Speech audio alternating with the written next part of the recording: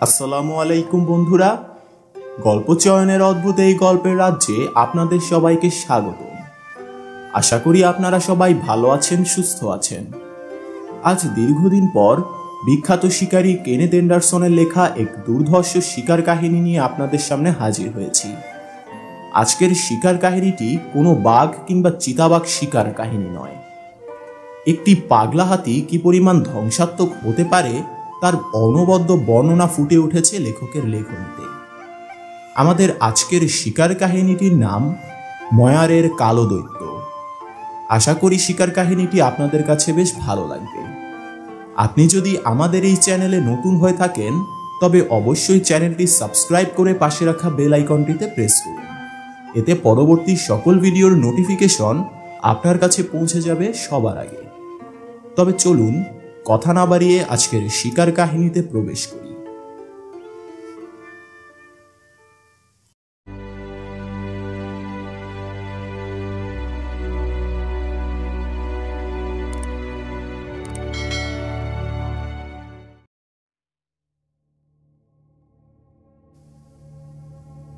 হাতিটার গায়ের রং নাকি কালো। হাতি অবশ্য কালোই হয়, তবে ময়ার উপত্যকা ও তার আশেপাশের পাহাড়ি অঞ্চলের লোকেরা বলে আর সব হাতির তুলনায় এই বিশেষ হাতিটার গায়ের রং বেশি কালো, একেবারে কুচকুচে যাকে বলে তাই। আর এটার সমস্ত শরীর বড় বড় রোমে ঢাকা, যা সত্যি আশ্চর্য। বাচ্চা বয়সে হাতির শরীর রোমে ঢাকা থাকে, যতই বয়স বাড়তে থাকে এই রোম ঝরে যায়। কিন্তু এই বিশেষ হাতিটার সে রোম ঝরে তো যায়নি, বরং আরও বড় আর ঘন হয়ে গজিয়েছে। শুধু আকার ছাড়া আর সব দিক থেকেই এর পূর্বপুরুষ প্রাগৈতিহাসিক ম্যামথ হাতির সঙ্গে তুলনা করা চলে হাতিটির। একটা গভীর উপত্যকার মধ্য দিয়ে পূর্ব পশ্চিমে বয়ে গেছে ময়ার নদী, দুই তীর ঘন বনে ছাওয়া। ভারতের দক্ষিণাঞ্চলীয় জঙ্গলগুলোতে যত রকম প্রাণীর বাস আছে তার প্রায় সবকটি, এমনকি হরিণ গোষ্ঠীর প্রাণী নীলগাইও পাওয়া যায় এই বনে। বিশাল তৃণভূমিতে ঘুরে বেড়ায় রাজকীয় বাইসনের পাল। ওদের পাশেই বাঁশঝাড় ও জঙ্গলে হাতি, সম্বর আর চিতল হরিণের দল। সে তুলনায় বাঘ চিতাবাঘ এখানে নেই। এটা অস্বাভাবিক, কারণ যেখানে হরিণ বেশি সেখানেই বাঘ চিতার মতো মাংসাশী জানোয়ারও বেশি। ময়ার উপত্যকায় ওসব প্রাণী তেমন না থাকার কারণ বোধ হয় বনভূমির ছেয়ে থাকা টিক আর জোঁক। রক্তচোষা এই জঘন্য প্রাণীগুলোর অত্যাচার সহ্য করতে পারে না কোনো ধরনের বাঘই। সেজন্যই ময়ার উপত্যকার আশেপাশে থাকতে চায় না ওরা।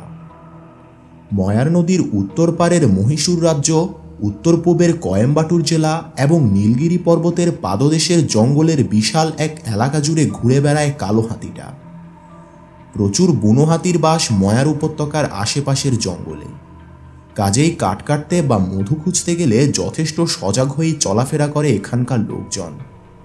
প্রায়ই বুনো হাতির তাড়া খেয়ে বাড়ি ফিরে আসে, কদাচিৎ মারাও পড়ে দু একজন। সুতরাং ব্যাপারটা গা সওয়া। হাতি দেখলে ভয় পায় না কেউ, কারণ ওই বিশালদেহী প্রাণীগুলোকে এড়িয়ে চললেই আর ভয়ের কিছু নেই। শুধু একটু সজাগ থাকলেই বনের ভেতর হঠাৎ করে সামনে পড়ে যাবার সম্ভাবনা থাকে না। কিন্তু এই বিশেষ পাগলা হাতিটা শুধু ভয় নয়, আতঙ্ক ছড়িয়ে দিয়েছিল ময়ার অঞ্চলের লোকের মাঝে। কি কারণে পাগল হয়েছে ওটা ঠিক করে কেউ বলতে পারে না, তবে দুটো কারণ শোনা যায় লোক মুখে, দুটোই বিশ্বাসযোগ্যও বটে। একটা কারণ অন্য হাতির সঙ্গে লড়াইয়ের ফল। মহীশূর আর উটকামন্ড রোডের পাশেই দুদিন দুরাত নাকি একটানা চলেছিল এই ভয়ঙ্কর লড়াই। মত্ত হাতির হুঙ্কারে ভয়ে ততস্থ হয়ে থাকত পাশের ছোট্ট গ্রাম টিপ্পাকাদুর লোকেরা। একটা কালো রং করা সরু ছোট্ট লোহার পুল চলে গেছে ময়ার নদীর দিকে। যুদ্ধের দ্বিতীয় দিন বিকেলে দুজন অতি দুঃসাহসী লোক কি ঘটেছে তা দেখবার জন্য উল্টো দিক থেকে উঠে এসে দাঁড়ায় এই পুলের ওপর। নদীর পার থেকে 200 গজ দূরে প্রচণ্ড লড়াইয়ে মত্ত ছিল তখন হাতি দুটো। ঘটনাটা যারা দেখেছে তারা বলে বিশাল আকারের প্রাণী দুটোর মধ্যে অপেক্ষাকৃত বড়টাই জিতেছিল। অন্যটার আলকাতরার মতো কালো শরীর মাখামাখি হয়ে গিয়েছিল রক্তে, তবুও পিছু হটতে চাইছিল না সে। দ্বিতীয় কারণটা হলো কোয়েম্বাটুর অন্তর্গত তল্লামালাই গাঁয়ের আশেপাশের ক্ষেতে নাকি প্রায় হাতিটা এসে চড়াও হয়ে খেয়ে মারিয়ে তছনছ করে দিয়ে যেত ক্ষেতের ফসল। হাতি মারা বেআইনি, তাই কোনো লাইসেন্সধারী শিকারী ওটাকে মারার চেষ্টা করেনি। গায়ের এক পশু চোরের একটা গাদা বন্দুক ছিল, সেটা নিয়ে এক রাতে হাতি মারার জন্য ঘাপটি মেরে বসে রইল সে। হাতিটা ঠিকই এলো এবং গুলিও খেলো, কিন্তু সাধারণ গাদা বন্দুকের কয়েকটা ছররা ওই দানবীয় হাতিকে মারার পক্ষে যথেষ্ট নয়। আহত হলো জানোয়ারটা। পরদিন সকালে মাটিতে প্রচুর রক্ত জমে থাকতে দেখা গেল। এরপর ওটাকে অনুসরণ করে আর মারার চেষ্টা কেউই করল না। জখম হয়ে সেই এলাকা ছেড়ে হাতিটা চলে গেল। কেউ কেউ বলল মরার জন্য হাতিদের গোরস্থানে চলে গেছে। কিন্তু 3 মাস পর গরু চড়াতে গিয়ে মারা পড়ল একটা ছেলে। খোঁজ খবর করে লোকে বুঝতে পারল এটা হাতির কাজ। সঙ্গে সঙ্গে স্থির সিদ্ধান্তে চলে এলো গায়ের লোকে, সেই আহত হাতিটারই কাজ। শিকারী কেনেথ এন্ডারসনের ধারণা এই দ্বিতীয় কারণেই পাগল হয়েছিল হাতিটা। এরপর একটার পর একটা আঘাত হেনে চলল পাগলা হাতি। তার বেশিরভাগই ঘটতে থাকলো কোয়েম্বাটুর এলাকার মধ্যে। সেদিন দিমগুম থেকে তল্লামলাইয়ের দিকে যাচ্ছিল একটা গরুর গাড়ি। পথে আক্রমণ করে বসলো হাতিটা। রাস্তার পাশে গাড়িটাকে উল্টে ফেলে দিল। কপাল জোরে বেঁচে গেল গাড়ির আরোহী দুজন, কিন্তু হাতির মারাত্মক সুরে ধরা পড়ে গেল গাড়োয়ান। টেনে টেনে তার অঙ্গ প্রত্যঙ্গ সব ছিঁড়ল হাতিটা। তারপর গাড়ির জোয়ালে বাঁধা একটা বলদকে টেনে হিঁচড়ে বের করে আনলো। সামনের এক পা দিয়ে মাটির সাথে চেপে ধরে একে একে ছিল বলদের 3টে পা। ভয়ঙ্কর চোখা দাঁত দিয়ে খুঁচিয়ে খুঁচিয়ে মাটির সঙ্গে গেঁথে ফেলার চেষ্টা করল ছিন্নভিন্ন দেহটা। সবশেষে ভেঙে টুকরো টুকরো করল গাড়িটা। গাড়ির 2 আরোহীর মতোই দ্বিতীয় বলদটাও বেঁচে গেল। জোয়ালটা ভেঙে যেতেই মুক্ত হয়ে গেল। মুহূর্ত দেরি না করে ছুটল গাঁয়ের দিকে। ইচ্ছে করলেই এটাকেও মেরে ফেলতে পারত হাতিটা, কিন্তু চামড়ার রং কালো বলেই বোধহয় সেদিন ছেড়ে দিল। প্রায় সব হাতিরই সাদা রঙের ওপর প্রচণ্ড বিতৃষ্ণা থাকে, কেন কে জানে। ভারতের জঙ্গলে যেখানে হাতি আছে সেখানকার রাস্তাগুলোর মাইলস্টোনের রং কালো, তার ওপর মাইল লেখা হয় হলুদ রঙে। কারণ যতবারই সাদা প্রস্তর ফলক বসানো হয়েছে, অল্পদিন পরেই দেখা গেছে সবকটা উপড়ে ফেলে দিয়েছে হাতির পাল। সেদিন গরুর গাড়িটাকে আক্রমণ করে একটা বলদ আর গাড়োয়ানের ওপর হাতিটার অত ক্ষিপ্ত হবার কারণ বোধহয় এই সাদা রং। কারণ আক্রান্ত বলদটার রং ছিল সাদা, তার ওপর বাদামি ছোপ, আর গাড়োয়ানের সাদা কুর্তা, মাথায় সাদা পাগড়ি। বেঁচে যাওয়া আরোহী দুজন ঊর্ধ্বশ্বাসে ছুটতে ছুটতে ফিরে এলো দিমবুমে। চোখ বড় বড় করে জানালো হাতির আক্রমণের ঘটনা। বলল হাতিটার গায়ের রং আলকাতরার মতো কালো, আর শরীরটা ভালুকের মতো রোমশ। বাঁয়েরটার চেয়ে ডানের দাঁতটা অপেক্ষাকৃত ছোট, উচ্চতা 9 ফুট। হাতিটার আকার সম্পর্কে এই প্রথম একটা বিশ্বাসযোগ্য ধারণা পাওয়া গেল। পরে ফরেস্ট ডিপার্টমেন্টের সার্ভেতেও এই একই রিপোর্ট পাওয়া গেছে। এই ঘটনার পর টনক নড়ল সরকারের। হাতিটাকে পাগল বলে ঘোষণার জন্য বন বিভাগকে আদেশ দিয়ে দিলেন কোয়েম্বাটুরের কালেক্টর। দেখা মাত্র ওটাকে গুলি করার অনুমতিপত্র জারি করা হলো। কিন্তু এর আগেই আবার হামলা করে বসল হাতিটা। এবারে মুদিয়ানুর এবং তলাভারি গাঁয়ের মাঝামাঝি এলাকায় দিমবুম তল্লামালাই সড়কের ওপরেই। গরুর গাড়ি আক্রান্ত হওয়ার জায়গা থেকে 18 মাইল দূরে এই জায়গাটা। সাইকেলে তলাভারি থেকে মুদিয়ানুর চলেছিল একজন লোক, পরনে সাদা কুর্তা এবং ঢোলা পায়জামা। পথপথ করে বাতাসে উঠছে কুর্তার ঝুল। গন্তব্যস্থান থেকে লোকটা তখনও অনেক দূরে। এই সময় হাতিটা দেখতে পেল তাকে। সঙ্গে সঙ্গে পথের পাশে একটা বিশাল পাথরের আড়ালে লুকিয়ে পড়ে অপেক্ষা করতে লাগলো ওটা। লোকটা কাছে আসতেই প্রচণ্ড হুঙ্কার ছেড়ে বেরোলো আক্রমণ করার জন্য। পাথরের আড়াল থেকে হাতিটাকে বেরিয়ে আসতে দেখেই ভড়কে না গিয়ে সাইকেল ছেড়ে নেমে পড়ল লোকটা। তারপর সাইকেল ফেলে এক ছুটে গিয়ে ঢুকলো রাস্তার উল্টো পাশে ঘন হয়ে জন্মে থাকা ঝোপঝাড় আর লম্বা ঘাসের ভেতর। লোকটাকে ধরতে না পেরে হাতিটার যত রাগ গিয়ে পড়ল সাইকেলের ওপর। কয়েক মিনিটেই বাঁকাচোরা একটা ধাতব বস্তুতে পরিণত হলো জিনিসটা। ঘাসবনে শুয়ে শুয়ে শব্দ শুনেই সাইকেলটার কি অবস্থা হচ্ছে বুঝতে পারল লোকটা। একটুও নড়াচড়া না করে নিথর হয়ে পড়ে রইল সে। প্রচণ্ড আতঙ্কের মধ্যেও মাথা ঠান্ডা রাখল। সাইকেলটা পেয়ে বোধহয় ওটার মালিকের কথা ভুলে গিয়েছিল হাতিটা। বেশ কিছুক্ষণ ধমক ধমক মেরে আর পিটিয়ে সাইকেলটার যথেষ্ট শিক্ষা হয়েছে বুঝে, যা এবারকার মতো ছেড়ে দিলাম, এরকম একটা ভাব দেখিয়ে ছুঁড়ে ফেললো ওটাকে ঘাস বনের দিকে। লুকিয়ে থাকা লোকটার মাত্র হাতখানেক দূরে এসে পড়ল সাইকেলটা। আরও বার দুয়েক হুঙ্কার দিয়ে কারো সাহস থাকলে তার সঙ্গে এক হাত লড়ার আহ্বান জানিয়েও কারো সাড়া না পেয়ে নিতান্তই যেন নিরাশ হয়েছে এমন ভঙ্গিতে যেদিক থেকে এসেছিল সেদিকেই চলে গেল পাগলা ঐরাবত। হাতিটা চলে যাবার পরেও আরও ঘণ্টাখানেক সেখানেই পড়ে থাকলো সাইকেল আরোহী। তারপর অতি সাবধানে উঠে দাঁড়ালো। কাঁটার খোঁচায় জায়গায় জায়গায় ছিঁড়ে গেছে তার শরীরের চামড়া। ব্লেডের মতো ধারালো ঘাসে চিরে গিয়ে রক্ত ঝরছে হাত পা আর মুখ থেকে। সেদিকে ভ্রুক্ষেপ নেই লোকটার। চারদিকে তাকিয়ে হাতিটার কোনো চিহ্ন দেখতে না পেয়ে সোজা ছুটল সে তলাভারির দিকে। এই ঘটনার দিন কয়েক পরেই হাতিটাকে মারার নোটিশ জারি করলেন কোয়েম্বাটুরের কালেক্টর। নিজের মাথার দাম ধার্য করা হয়েছে জানতে পেরেই যেন এই অঞ্চল ছেড়ে সরে পড়ল হাতিটা।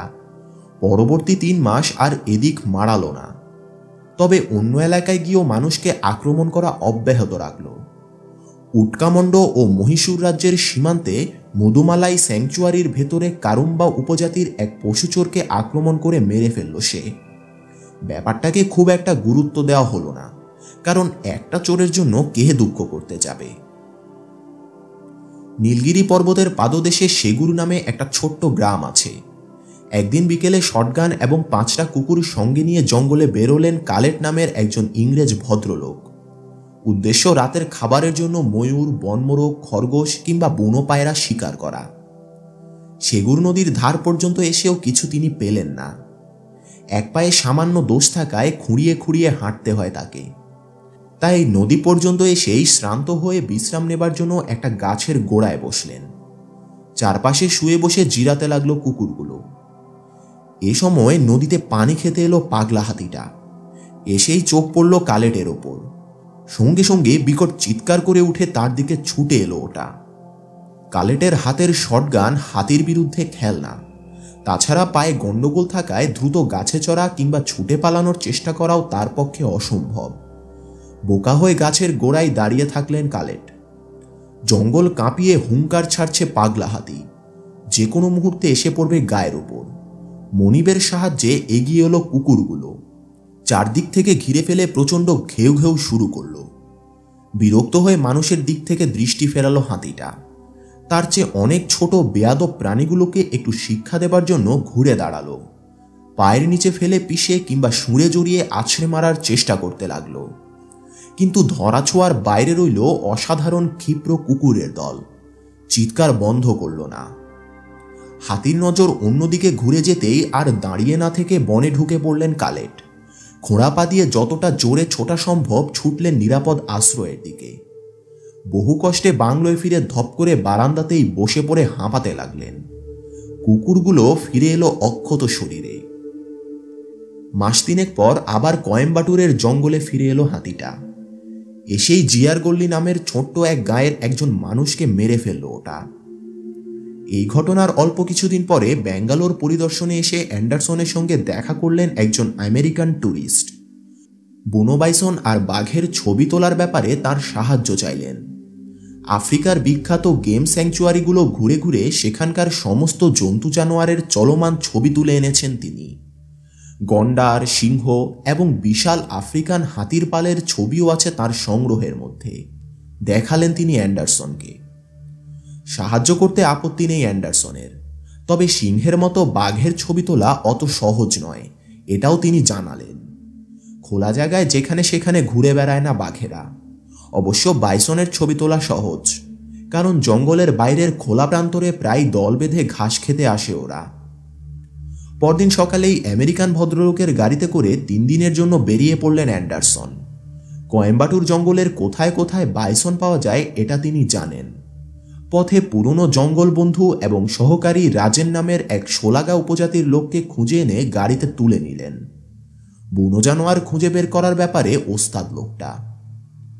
বিকেল 4টের দিকে দিম্বুমের মাইল 7 দূরের হোনাথেট্টি গাঁয়ে এসে পৌঁছলেন 3 জনে। আরও আগেই পৌঁছতে পারতেন, কিন্তু বার দুয়ে গাড়ির চাকা পাংচার এবং অন্যান্য টুকিটাকি বাধা দেরি করিয়ে দিল তাদের। বাইসন খোঁজার সময় এখন আর নেই। তাছাড়া বিকেলের স্বল্প আলোয় ছবিও ভালো আসবে না। তাই আমেরিকান ভদ্রলোককে অ্যান্ডারসন বললেন রাতটা গায়ের কাছেরই কোনো একটা গাছের নিচে কাটিয়ে দিয়ে পরদিন সকালে বাইসনের ছবি তুলতে বেরোবেন। ক্যাম্প ফেলতে ফেলতেই গায়ের অধিবাসী শোলাগারা এসে ঘিরে ধরল তাদের। আগমনের কারণ জানতে চাইল। ছবি তুলতে এসেছেন তারা, স্বীকার করতে নন। কোনো জলাধারের কাছে বসে এক একটা সম্বরও মেরে দেবেন না। এসব শুনে গায়ের লোকেরা হতাশ হল। হরিণ শিকার বেআইনি এবং এতে কোনো মজা নেই এ কথা বুঝতে চাইবে না তারা। তবু অনেক কায়দা করে বলে বিষয়টা আপাতত চাপা দিলেন অ্যান্ডারসন। সোজাসুজি না বলে দিলেও পারতেন, কিন্তু ওই সহজ সরল দরিদ্র লোকগুলোর মুখের ওপর ওভাবে বলতে বাঁধল তার। চলে গেল শোলাগারা। রাতের খাবারের পর আবার এসে হাজির হলো। গোল হয়ে আগুন ঘিরে বসে অ্যান্ডারসনদের সঙ্গে গল্প জমালো। পরদিন সকালে তাদেরকে বাইসনের কাছে নিয়ে যাওয়ার প্রতিশ্রুতি দিল একজন শোলাগা। কিভাবে সেখানে যাবেন তার প্ল্যান করতে লাগলেন অ্যান্ডারসন। প্রয়োজন হলে আগামীকাল সারাদিন বাইসনের পেছনে লেগে থাকবেন। দুপুরের প্রচণ্ড গরমে জঙ্গলের কাছাকাছি থাকে বাইসনেরা, তখন তাদের ছবি তোলা সহজ হবে। ছবি তোলার প্ল্যান শেষ হলে অন্যান্য আলাপ আলোচনা চলল। কথায় কথায় পাগলা হাতিটার কথাও এসে পড়ল। কান খাড়া হয়ে গেল অ্যান্ডারসনের। খুঁটিয়ে খুঁটিয়ে জিজ্ঞাসা করে হাতিটার সম্পর্কে অনেক কথাই জেনে নিলেন তিনি। জানলেন এখন হোনাথেট্টির আশেপাশের জঙ্গলেই আছে ওটা। রাত অনেক হলো। হাতিটার কথা বেমালুম ভুলে গিয়ে ঘুমোতে চলল সবাই। পরদিন সকালে দিনের আলো ফুটে ওঠার আগেই কথা মতো এসে হাজির হলো শোলাগা লোকটা। বাইসন কোথায় আছে খুঁজে বের করার জন্য রাজেনকে নিয়ে চলে গেল সে। দলটাকে দেখতে পেলে এসে জানাবে ফটোগ্রাফারকে। শিকারের লাইসেন্স নেই আমেরিকান ভদ্রলোকের। নিজেও পাখি মারতে খুব একটা পছন্দ করেন না অ্যান্ডারসন। তাই পরের কয়েক ঘন্টা তাঁবুর বাইরে বসে বসে পাখিদের গান শুনতে শুনতে প্রকৃতি দেখতে লাগলেন তিনি।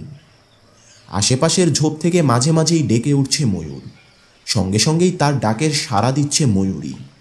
ভোরের বাতাসে মধুর আমেজ, কিন্তু শিগগিরই সে আমেজ কেটে গিয়ে গরম হয়ে উঠল বাতাস। আকাশের বেশ অনেকটা উপরে উঠে এসেছে সূর্যটা। 10টা বাজার একটু আগে শোলাগা লোকটাকে নিয়ে ফিরে এলো রাজেন। জানালো বাইসন দেখে এসেছে। 3-4 মাইল দূরে পাহাড়ের গোড়ায় ছোট একটা ঝর্ণার ধারে রয়েছে। বিকেলের আগে নড়বে বলে মনে হয় না। বেরিয়ে পড়লেন ফটোগ্রাফাররা। শোলাগারা বলেছে বড় জোর 4 মাইল দূরে আছে বাইসনগুলো, কিন্তু অ্যান্ডারসন জানেন 6 মাইলের মধ্যে জানোয়ারগুলোর দেখা পেলেও তারা ভাগ্যবান, কারণ মাইল সম্পর্কে শোলাগাদের তেমন ধারণাই নেই। আন্দাজে যা খুশি বলে দেয়। সকালবেলায় সূর্যের এত তাপ, দুপুরে কি ভয়ঙ্কর অবস্থা হবে অনুমান করে অহেতুক বোঝা ভেবে রাইফেলটা সঙ্গে নিলেন না তিনি। ক্যামেরা আর অক্সিলিয়ারি ইকুইপমেন্ট ভাগাভাগি করে বয়ে নিচ্ছেন অ্যান্ডারসন এবং আমেরিকান ভদ্রলোক। প্রায় 3 মাইলেরও বেশি পথ পেরিয়ে আসার পর পথের ওপর বাইসনের দলটা যাওয়ার চিহ্ন দেখতে পেলেন অ্যান্ডারসন। চলার সময় মাঝে মধ্যে দাঁড়িয়ে পড়ে রাস্তার পাশের ঘাস খেয়েছে ওরা। গোবর পড়ে আছে এখানে ওখানে। বোঝা যায় গেছে যে বেশিক্ষণ হয়নি। বাইসনের স্পষ্ট পদচিহ্ন ধরে ধরে এগিয়ে চলল দলটা। আরও 3 মাইল অতিক্রম করার পর আঙুল তুলে পাহাড়ের উপত্যকাটা দেখালো রাজেন। প্রায় মাইলখানেক দূরে গাছপালায় ঘিরে থাকা ঝর্ণাটা একটু একটু চোখে পড়ছে। দেখা যেত না, রোদ পড়ে ঝিকিয়ে উঠছে বলেই যাচ্ছে। ওখানেই পুরো দিনটা কাটাবে বলে ঠিক করেছে বাইসনের দল। বাতাসের গতি নির্ণয় করায় মন দিলেন অ্যান্ডারসন। অত্যন্ত তীক্ষ্ণ ঘ্রাণশক্তি বাইসনের। এখন ভাটির দিকে বাতাস বইতে থাকলে মানুষের গন্ধ পেয়ে যাবে এবং লুকিয়ে পড়বে গাছপালার আড়ালে। দেখা গেল উজানে বাতাস বইছে, সুতরাং চিন্তা নেই, এগুনো যাবে। শব্দ না করলেই হলো। ঝর্ণা এবং তার আশেপাশের জায়গা সম্পর্কে আরেকটু ভালো ধারণা দেয়া দরকার। ধীরে ধীরে ঢালু হয়ে নিচে নেমে গেছে এখানে পাহাড়। খোলা একটা পার্কের মতো জায়গায় ছড়িয়ে ছিটিয়ে জন্মে আছে ছোট ছোট গাছপালা। মাঝখানের খালি জায়গা পূরণ করেছে লম্বা লম্বা ঘাস। ঘাসের জঙ্গলের মধ্যে এখানে ওখানে মাথা উঁচু করে দাঁড়িয়ে আছে ছোট বড় পাথরের স্তূপ। সুন্দর জায়গা, চমৎকার পরিবেশ। মানুষ যত ভারী মন নিয়েই আসুক না কেন নিমিষে হালকা হয়ে যাবে এখানে এলে। আগে আগে পথ দেখিয়ে চলেছে হোনাথেট্টি গাঁয়ের সোলাগা লোকটা। এই এলাকাটা সে ভালো চেনে। তার পেছনে আমেরিকান ভদ্রলোক, তার পেছনে রাজেন এবং সবার শেষে চলেছেন অ্যান্ডারসন। মেঘশূন্য ইস্পাত নীল আকাশ থেকে নিচের পৃথিবীতে যেন আগুন ছড়াচ্ছে সূর্য। রোদ এতটাই গরম। এখানকার জঙ্গল সম্পর্কে অভিজ্ঞ দুজন সোলাগার পেছনে পথ চলতে চলতে অন্যমনস্ক হয়ে গেছেন অ্যান্ডারসন। নিবিড়ভাবে উপভোগ করছেন প্রকৃতিকে। হঠাৎ কোনো কারণ ছাড়াই পেছনে তাকালো রাজেন। তাকিয়েই চমকে উঠল। অ্যান্ডারসনের কানে ফিসফিস করে বলল, সাহেব, হাতি। ঝট করে মাথা ঘুরিয়ে তাকালেন অ্যান্ডারসন। ছড়িয়ে ছিটিয়ে থাকা গাছপালাগুলোর ভেতর থেকে ছুটে আসছে একটা কুচকুচে কালো হাতি। বড়জোর 1 ফার্লংটাক দূরে আছে ওটা। ভঙ্গি দেখেই বোঝা যায় মতলব ভালো না। মানুষকে সব জানোয়ারই কম বেশি ভয় করে, এড়িয়ে চলার চেষ্টা করে, কিন্তু এই জানোয়ারটার মধ্যে সেসব কিছুই নেই। কি করবে হাতিটা আন্দাজ করতে পারছেন অ্যান্ডারসন। আর একটু এগিয়েই থমকে দাঁড়িয়ে কান ফাটা চিৎকার করবে, তারপর এসে পড়বে গায়ের ওপর। স্বাভাবিক হাতি হলে এর উল্টোটা করত। মানুষের গন্ধ পেলেই যত দ্রুত সম্ভব সরে পড়ার চেষ্টা করত। কিন্তু এটা স্বাভাবিক নয়, আচরণেই বোঝা যাচ্ছে। নিশ্চয়ই সেই কুখ্যাত খ্যাপা হাতিটা। হাতিটার এমন আলকাতরার মতো গায়ের রং তিনি আর দেখেননি। এতই নিঃশব্দে এগিয়ে আসছে জানোয়ারটা, পথপ্রদর্শক সোলাগা কিংবা আমেরিকান ভদ্রলোক কেউই টের পাননি ওটার উপস্থিতি। ভাগ্যিস পেছন ফিরে তাকিয়েছিল রাজেন, নইলে তারা কেউই সময় মতো টের পেতেন না। পেতে পেতে অনেক দেরি হয়ে যেত। করার আর কিছুই থাকতো না তখন। অবশ্য এখনো তেমন কিছু করার নেই, তবু চেষ্টা করে দেখতে হবে। পাগলের মতো চারদিকে তাকাতে লাগলেন অ্যান্ডারসন। পালানোর পথ খুঁজছেন, কিন্তু কোনো উপায় দেখলেন না। গাছে চড়ে বাঁচবেন সেই ভরসাও নেই। সব গাছ ছোট, এমন একটাও নেই যেটাকে ঠেলে ভেঙে ফেলতে পারবে না হাতিটা। সদু 1 গজ দূরে ছোট ছোট গাছপালার আড়াল থেকে বেরিয়ে থাকা বড়সড় একটা পাথরের চূড়া চোখে পড়ল তার। কয়েক কদম সামনে রয়েছে পথপ্রদর্শক ও ফটোগ্রাফার। জোরে ডাকলে হাতিটা বুঝে ফেলতে পারে তার উপস্থিতি ফাঁস হয়ে গেছে। এই ভয়ে হালকা গলায় ফটোগ্রাফারকে ডেকে বললেন অ্যান্ডারসন, সোজা আমার পেছনে আসুন, টুঁ শব্দটিও করবেন না, পেছনে পাগলা হাতি। অ্যান্ডারসনের কথা প্রথমে বুঝতে পারলেন না ফটোগ্রাফার। থমকে দাঁড়িয়ে বোকা হয়ে চারদিকে তাকাতে শুরু করলেন, কিন্তু হাতিটাকে দেখতে পেল না তার অনভিজ্ঞ চোখ। জোরেই প্রশ্ন করে বসলেন, কোথায় হাতি? আমেরিকানের 1 হাত চেপে ধরে টেনে তাকে নিয়ে দৌড় দেবার চেষ্টা করলেন অ্যান্ডারসন। ওদিকে পথপ্রদর্শকে মৃদু গলায় হুঁশিয়ারি জানালো রাজেন। তুপ তাপ করে ছুটে আসছে হাতিটা। বড়জোর আর 1/2 ফার্লং দূরে আছে। বুঝে ফেলেছে তার অস্তিত্ব ফাঁস হয়ে গেছে, তাই অহেতুক আর চুপি চুপি আসার চেষ্টা করল না। প্রচণ্ড চিৎকার করে উঠল। এতক্ষণে টনক নড়ল আমেরিকান ভদ্রলোকের। হাত থেকে ক্যামেরাটা ছুঁড়ে ফেলে ছুটতে শুরু করলেন। প্রাণপণে পাথরটার দিকে ছুটে চলেছেন 4 জনে। ঝোপঝাড়, ছোট ছোট গাছপালা আর লম্বা ধারালো ঘাস বাধা সৃষ্টি করে অর্ধেক গতি কমিয়ে দিচ্ছে। ভয়ঙ্কর চিৎকার করতে করতে পেছনে ছুটে আসছে হাতিটা। শেষ পর্যন্ত ওটার আগেই পাথরটার কাছে পৌঁছতে পারলেন অ্যান্ডারসন এবং অন্য সবাই। বড়জোর আর 100 গজ দূরে আছে হাতিটা। মাটি থেকে একদিকে 3 ফুট ও অন্যদিকে 5 ফুট উঁচু এই পাথরটা ফুট 30 লম্বা। অতি সামান্যই নিরাপত্তা দিতে পারবে এটা। তবু এছাড়া যখন অন্য কোনো পথ নেই, এতেই উঠে বাঁচার চেষ্টা করতে হবে। না থেমে এক দৌড়ে পাথরটাতে উঠে পড়ল সবাই। পাথরটাতে একটা মোটা লম্বা ফাটল আছে, ঘন হয়ে ঘাস জন্মে আছে তাতে।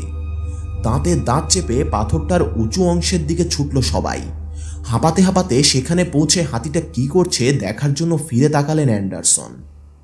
পাথরে বুক ঠেকে যাওয়ায় থমকে দাঁড়িয়ে পড়েছে হাতিটা।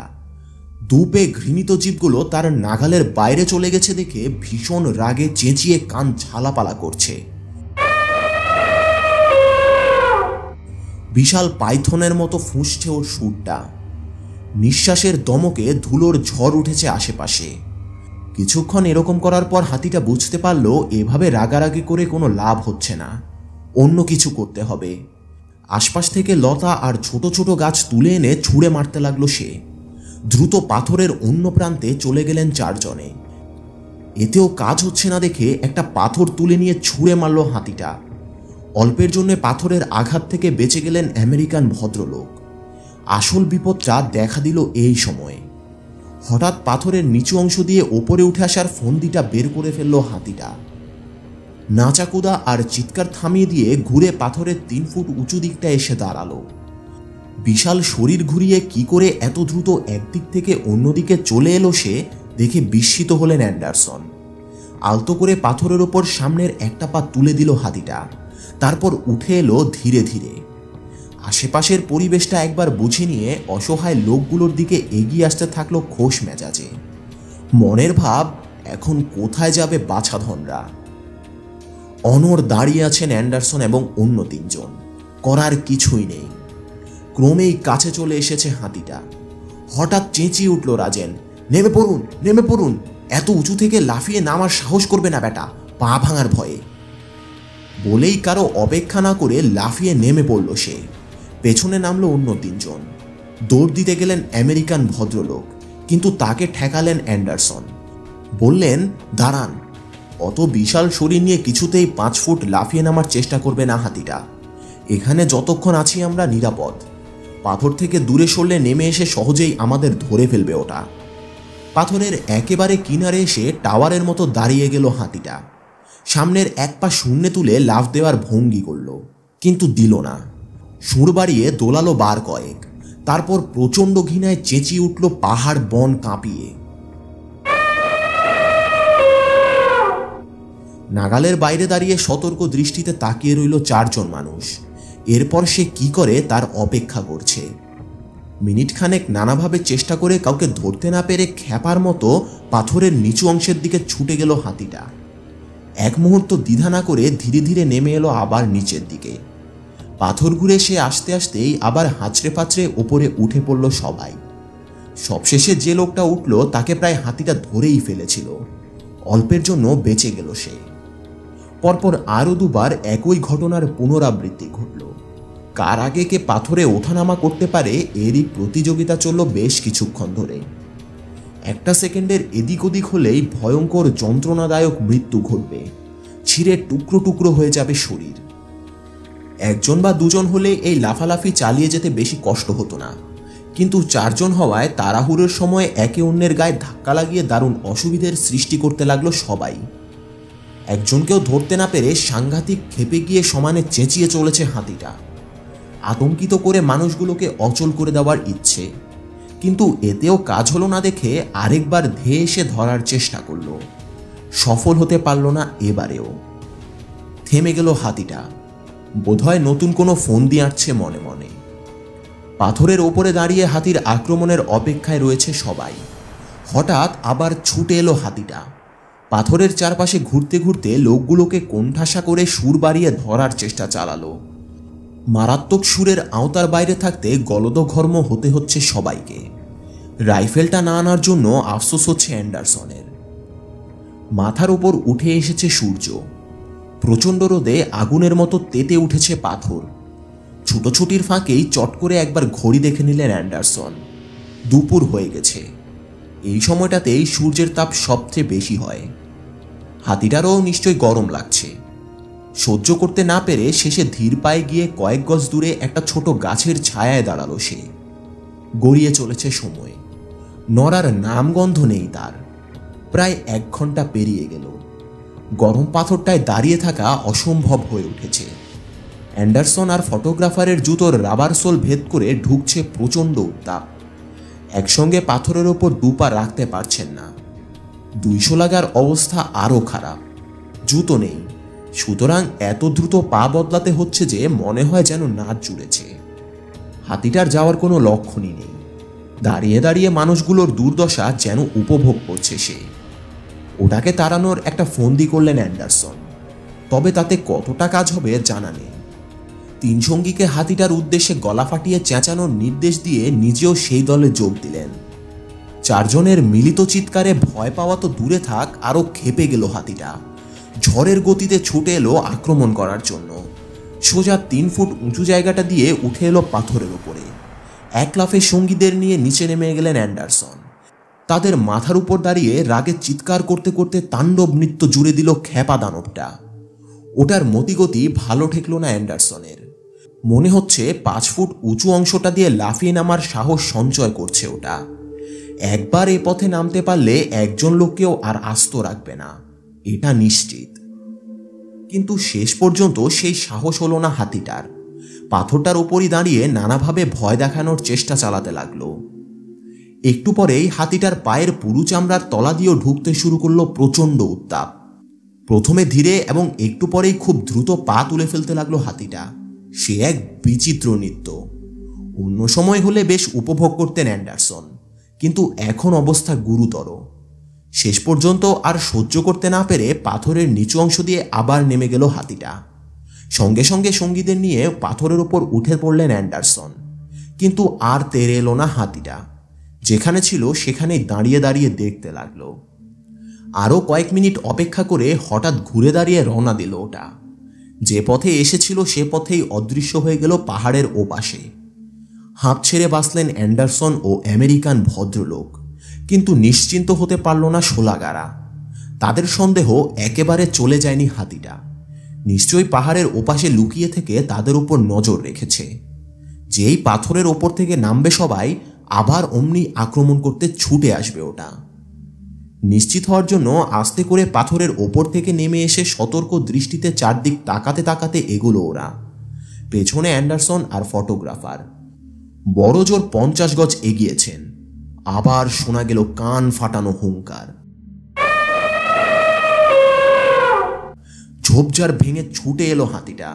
মুহূর্তে ঘুরে দাঁড়িয়ে আবার পাথরটার দিকে ছুটল সবাই। হাতিটার আগেই এসে উঠল পাথরটাতে। আরও আধ ঘন্টা জ্বালিয়ে টালিয়ে আবার চলে গেল হাতিটা। এবার আর পাহাড়ের দিকে নয়, বাইসনগুলো যেখানে আছে সেই ঝর্ণাটার দিকে গেল। সোজা পথে যাওয়ায় অনেকক্ষণ পর্যন্ত দেখা গেল তাকে। ধীরে ধীরে গাছপালার আড়ালে হারিয়ে গেল কালো কুচকুচে শরীরটা। পুরনো খেলায় খেলছে হাতিটা, এ কথা ভেবে পাথরের ওপর থেকে নামার সাহস করল না কেউ।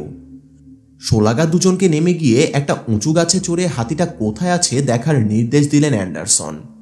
ওটাকে দেখলেই যেন গাছ থেকে নেমে দ্রুত পাথরটা এসে উঠে সে কথাও বলে দিলেন। গাছে উঠে বিপজ্জনক কিছু দেখতে পেল না ওরা। নেমে আসার নির্দেশ দিলেন তাদেরকে অ্যান্ডারসন। নেমে এসে রাজেন বলল, এই যদ্দূর মনে হয় ঝর্ণায় পানি খেতে গেছে শয়তানটা। একটু ঠান্ডা হয়ে আবার ফিরে আসবে। রাত হওয়া পর্যন্ত আটকে রাখবে আমাদের, তারপর অন্ধকারে আক্রমণ করে বসবে আবার। রাতের অন্ধকারে একটা কুচকুচে কালো পাগলা হাতির সাথে লুকোচুরি খেলা আর আত্মহত্যা করা একই কথা। সুতরাং যেদিকে গেছে হাতিটা তার উল্টো দিকে সবাইকে ছোটার নির্দেশ দিলেন অ্যান্ডারসন। তবে তার আগে আমেরিকানের ক্যামেরাটা তুলে নিয়ে আসতে বললেন রাজেনকে। এক ছুটে গিয়ে ক্যামেরাটা তুলে নিয়ে এলো রাজেন। তারপর পাথর থেকে নেমে গাঁয়ের দিকে ছুটল সবাই।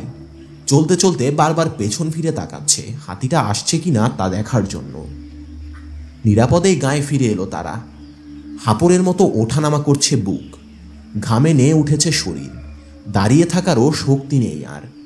তবু প্রাণে যে বেঁচে ফিরে আসতে পেরেছে এজন্যই খুশি। ঘড়ি দেখলেন অ্যান্ডারসন। বিকেল 2:45 বাজে। নিজের উপরই দারুণ ক্ষেপে গেছেন তিনি রাইফেল না নেয়ার জন্য। সামান্য একটু বোঝার ভয়ে প্রাণটাই যেতে বসেছিল আরেকটু হলে। লজ্জিত বোধ করলেন। পাক্কা 3টে ঘন্টা ইঁদুর বেড়াল খেলেছেন তারা, এবং ইঁদুরের ভূমিকাটা পালন করতে হয়েছে তাদেরই। শুধু যদি আলসেমি না করে রাইফেলটা সঙ্গে নিতেন এই দুর্ভোগটা পোহাতে হতো না। ক্ষতিকর জানোয়ারটাকেও শেষ করে দেওয়া যেত। এখন যত তাড়াতাড়ি সম্ভব আবার রাইফেলটা নিয়ে পাথরটার কাছে ফিরে যেতে চান তিনি। হাতিটার সঙ্গে আবার ইঁদুর বেড়াল খেলার ইচ্ছে, তবে এবার হাতিটাকেই ইঁদুর হতে বাধ্য করবেন। শুনে আমেরিকান ভদ্রলোক চেপে ধরলেন তিনিও সঙ্গে যাবেন। সম্ভব হলে পাগলা হাতিটার ছবিও তুলবেন। রাজি হলেন না অ্যান্ডারসন, কারণ ভয়ঙ্কর এই খেলায় আমেরিকানের উপস্থিতি একটা বাড়তি দায়িত্ব ও ঝামেলা। ভদ্রভাষায় তাকে জানিয়ে দিলেন অ্যান্ডারসন তিনি ফটোগ্রাফার, শিকারী নন। বুদ্ধিমান এবং সত্যিকারের স্পোর্টসম্যানেরা যা হয়, অ্যান্ডারসনের কথা বুঝতে পারলেন আমেরিকান ভদ্রলোক, আর উচ্চবাক্য করলেন না। রাজেন আর অন্য শোলাগাটাকে নিয়ে রওনা হয়ে গেলেন অ্যান্ডারসন। দ্রুত হেঁটে পাথরটার কাছে এসে হাতিটার কোনো চিহ্ন দেখতে না পেয়ে সোজা ঝর্ণাটার দিকে এগোলেন। পার্কের মতো এলাকাটায় পৌঁছে তন্ন তন্ন করে খুঁজেও হাতিটাকে আর চোখে পড়ল না। 4টে বেজে গেছে, আর বড়জোর 2 ঘন্টা দিনের আলো থাকবে। এই সময়ের মধ্যে দৈত্যটাকে খুঁজে বের করা 4টেখানি কথা নয়। অন্ধকারে বিপদের সম্ভাবনাও বহুগুণ বেশি। তবু হাতিটাকে খোঁজারই সিদ্ধান্ত নিলেন অ্যান্ডারসন। তার ভরসা রাজেন। পাথরের উপর দাঁড়িয়ে হাতিটাকে যেদিকে যেতে দেখেছিলেন সেদিকে রওনা দিলেন অ্যান্ডারসন। তীক্ষ্ণ দৃষ্টিতে আশেপাশে হাতিটার পথ চলার চিহ্ন খুঁজতে খুঁজতে চলল শোলাগাড়া। একটু এগিয়েই যা খুঁজছিল তারা তা পেয়ে গেল। সাধারণ লোক হলে কিছুই বুঝত না, কিন্তু ওই সামান্যতম চিহ্ন এড়ালো না শোলাগাদের অভিজ্ঞ চোখ। এ ব্যাপারে অ্যান্ডারসন নিজেও কম অভিজ্ঞ নন, তবুও শোলাগাদের অনুসরণ করার পদ্ধতি বিস্মিত করল তাকে। কোথায় বেমক্কাভাবে হেলে পড়েছে একটা ছোট্ট ঘাসের ডগা, বিশাল পায়ের চাপে মাটির সাথে লেপ্টে আছে একটা পাতা, কিংবা ভেঙে 2 টুকরো হয়ে গেছে ছোট্ট সরু একটা শুকনো ডাল, কিছুই দৃষ্টি এড়াচ্ছে না শোলাগাদের। ওরা ভালো ট্র্যাকার জানতেন তিনি, কিন্তু এতটা ভালো কল্পনাও করেননি। চিহ্ন ধরে ধরে অল্প সময়ে ঝর্ণার ঠিক যেখানে এসেছিল হাতিটা, সেখানে এসে দাঁড়ালেন 3 জনে।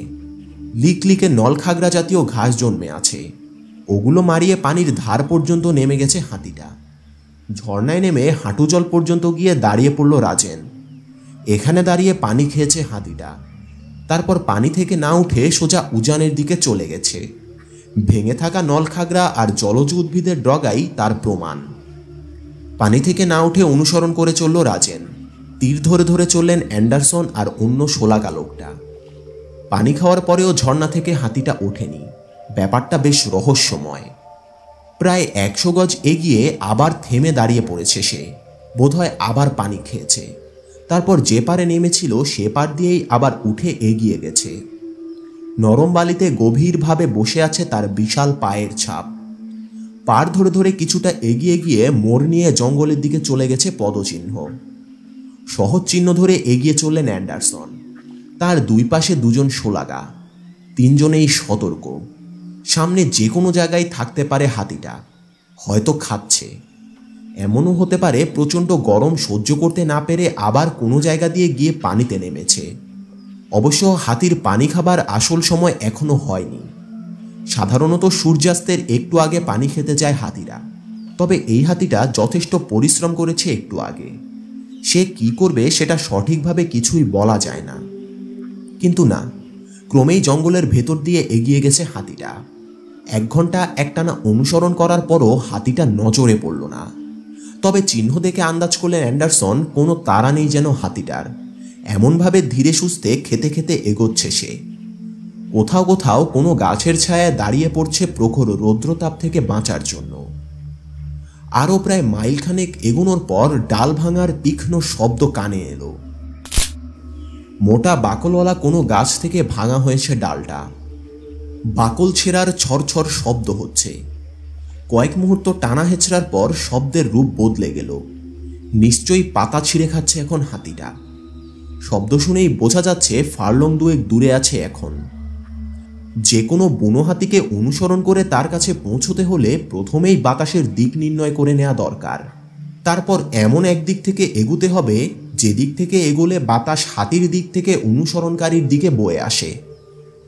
অনুসরণকারীর দিক থেকে হাতির দিকে বাতাস বয়ে গেলে সহজেই তার গন্ধ পেয়ে যায় জানোয়ারটা, সঙ্গে সঙ্গে সতর্ক হয়ে যায়। সাধারণ হাতি হলে মানুষের গন্ধ পাওয়া মাত্রই নিঃশব্দে সরে পড়ে, তবে পাগলা হাতির কথা নিশ্চিত করে বলা যায় না কিছুই। সরে না পড়ে আশেপাশের কোনো বড় পাথর, ঝাঁকড়া গাছ কিংবা বাঁশঝাড়ের আড়ালে লুকিয়ে পড়ার সম্ভাবনাই বেশি। একটু আগেও যেখানে দাঁড়িয়েছিল সে, সেখানে পৌঁছে কিছুই দেখতে পাবে না অনুসরণকারী। অপেক্ষা করে থাকবে হাতিটা। অনুসরণকারী তার কাছাকাছি হওয়া মাত্র আক্রমণ করে বসবে। পাগলা হাতি বিশেষ করে মানুষ সম্পর্কে যে ভীতি হারিয়েছে এবং বেশ কয়েকজনকে খুনও করেছে, তার পক্ষে এই কাজটা করাই স্বাভাবিক। অতএব সতর্ক হওয়ার প্রয়োজনীয়তা অনুভব করলেন অ্যান্ডারসন। উবু হয়ে 1 মুঠ ঘাস ছিঁড়ে নিলেন। আবার সোজা হয়ে আস্তে করে মুঠ আলগা করতেই 1-2 করে ছেঁড়া ঘাসের ডগা মাটিতে পড়তে শুরু করলো। যেখানে পড়ার কথা সেখানে নয়, একটু বাঁয়ে, অর্থাৎ ডান দিক থেকে বাতাস বইছে। নাক বরাবর সামনে আছে হাতিটা, সুতরাং অ্যান্ডারসন বা তার সঙ্গীদের গন্ধ পাবে না সে। কিন্তু তবুও এভাবে এগুলো নিরাপদ নয়। যে কোনো সময় তেরছা হয়ে যেতে পারে বাতাসের গতি, তাহলেই বিপদ হবে। তার চেয়ে যেদিক থেকে বাতাস বইছে তার উল্টো দিক থেকে হাতিটার দিকে এগুনোই নিরাপদ। সঙ্গীদেরকে নিয়ে বাঁ দিকে ঘুরে হাঁটতে লাগলেন তিনি, এক সারিতে। হাতিটা লুকিয়ে থাকতে পারে এমন প্রতিটি ঝোপঝাড়, গাছ, পাথর এড়িয়ে চলেছেন তারা। এভাবে ফার্লং দুয়েক চলার পরই আবার ডাল ভাঙার শব্দ হলো। এবার সামনে থেকে নয়, কিছুটা ডান পাশ ঘেঁষে। প্রথমবারের চেয়ে শব্দটা অনেক মৃদু। আবার এক মুঠো ঘাস ছিঁড়ে নিয়ে বাতাসের দিক নির্ণয় করে নিলেন তিনি। পরিবর্তন হয়নি দিক। 90 ডিগ্রি কোণ করে ডান দিকে ঘুরে আবার সঙ্গীদের নিয়ে আগের মতো চলতে শুরু করলেন। এভাবে প্রায় 200 গজ চলার পর তৃতীয়বার ডাল ভাঙার শব্দ কানে এলো, এবারে ডান দিক থেকে। আবার ডান দিকে 90 ডিগ্রি ঘুরতেই তার নাক বরাবর সামনে চলে এলো হাতিটা। এখন হাতির দিক থেকে তার দিকে বইছে বাতাস। ওটা জায়গা বদল না করলে কিছুতেই তার গন্ধ হাতির নাকে পৌঁছবে না। শুধু নিঃশব্দে এগিয়ে যেতে পারলেই এখন পুরোপুরি অ্যান্ডারসনের দয়ার উপর নির্ভর করবে হাতিটার জীবন। এক সারিতেই সামনে এগিয়ে চলেছে 3 জনের দলটা। নেতৃত্ব দিচ্ছে রাজেন, মাঝখানে রয়েছেন অ্যান্ডারসন, পেছনে দ্বিতীয় শোলাগাটা। ডাল ভাঙার শেষ শব্দটা থেকে আন্দাজ করছেন তিনি এখনো সিকি মাইল দূরে আছে হাতিটা। অতি সতর্কতার সঙ্গে পা টিপে টিপে এগিয়ে চলল শিকারীরা, কিন্তু হাতির আর কোনো শব্দ শোনা গেল না। আরেকটু এগিয়েই ছোট একটা উপত্যকায় রূপ নিল সামনের জমিটা। দুপাশে ছোট ছোট দুটো পাহাড়। নিঃসন্দেহে ওই উপত্যকারই কোথাও আছে হাতিটা।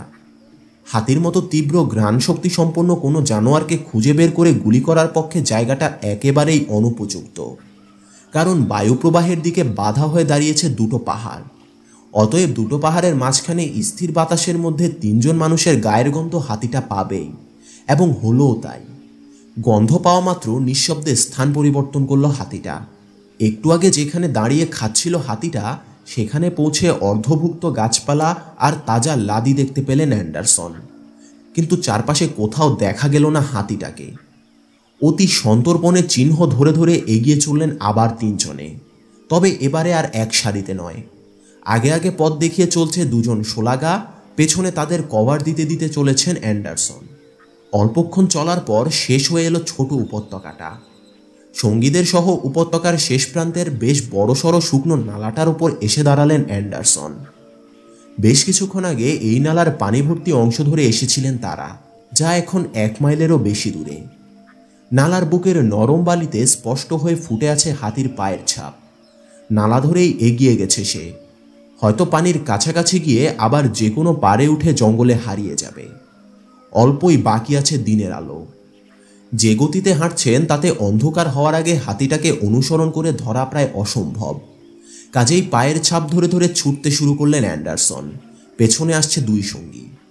পিছু যে নেওয়া হয়েছে নিঃসন্দেহে এটা বুঝে গেছে হাতিটা, তাই চলার গতি বাড়িয়ে দিয়েছে।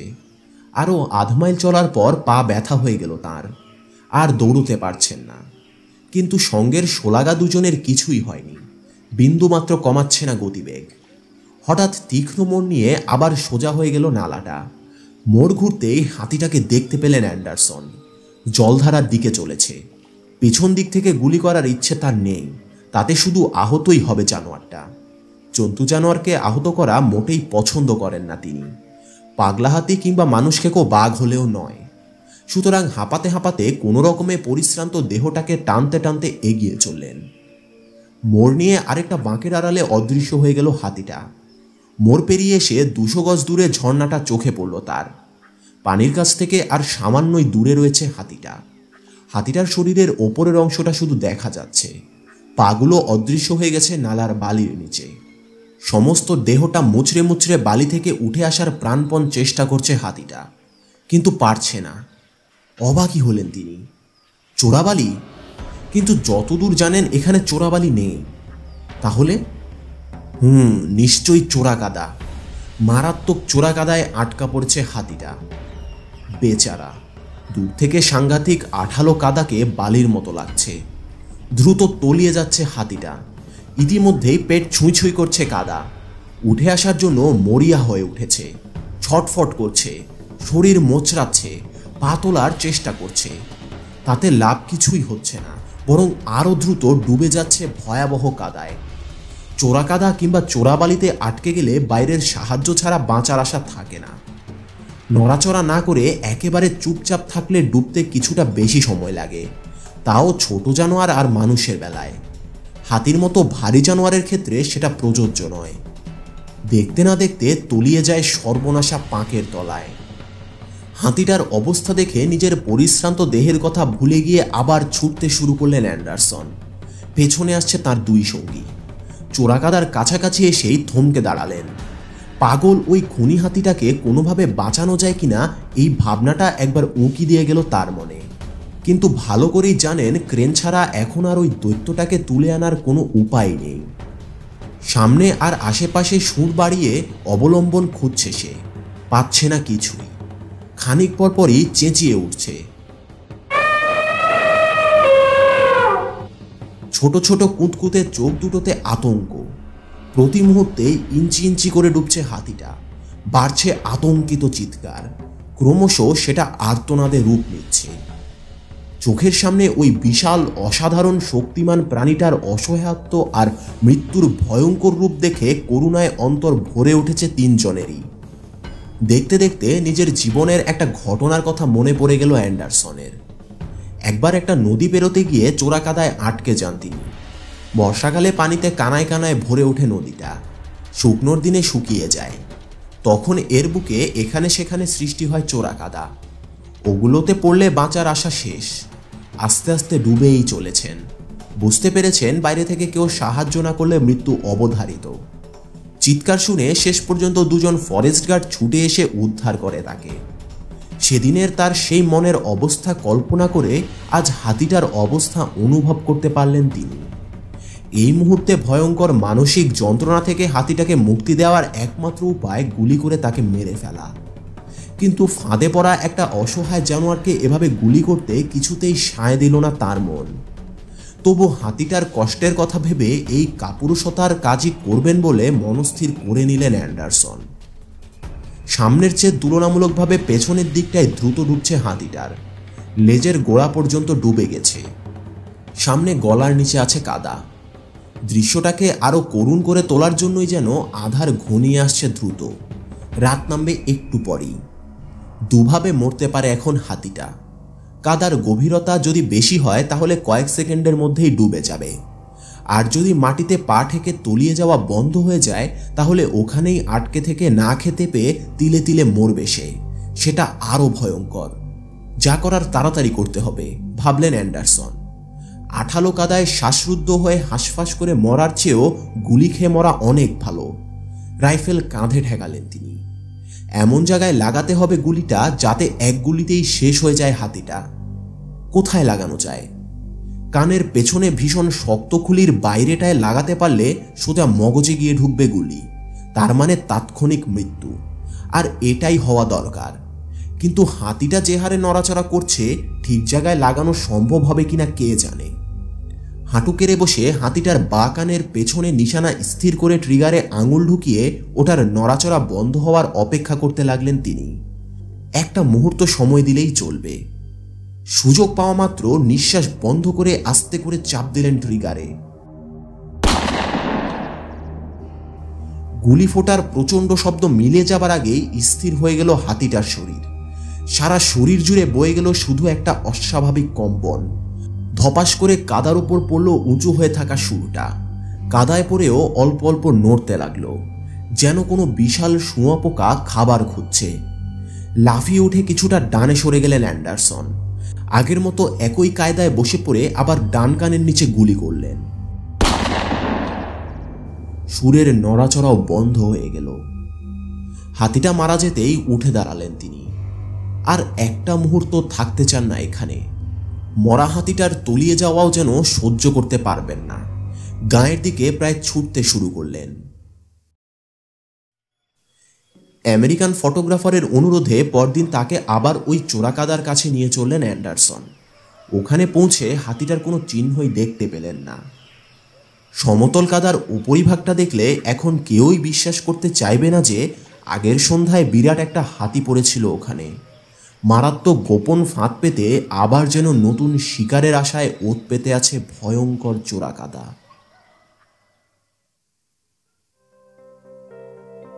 শেষ হলো আমাদের আজকের শিকার কাহিনী, ময়ারের কালো দৈত্য। আশা করি শিকার কাহিনীটি আপনাদের কাছে বেশ ভালো লেগেছে। এ জাতীয় আরও শিকার কাহিনী পেতে অবশ্যই আমাদের চ্যানেলটি সাবস্ক্রাইব করে পাশে রাখা বেল আইকনটিতে প্রেস করুন। এতে পরবর্তী সকল ভিডিওর নোটিফিকেশন আপনার কাছে পৌঁছে যাবে সবার আগে। সবাইকে ধন্যবাদ। আসসালামু আলাইকুম।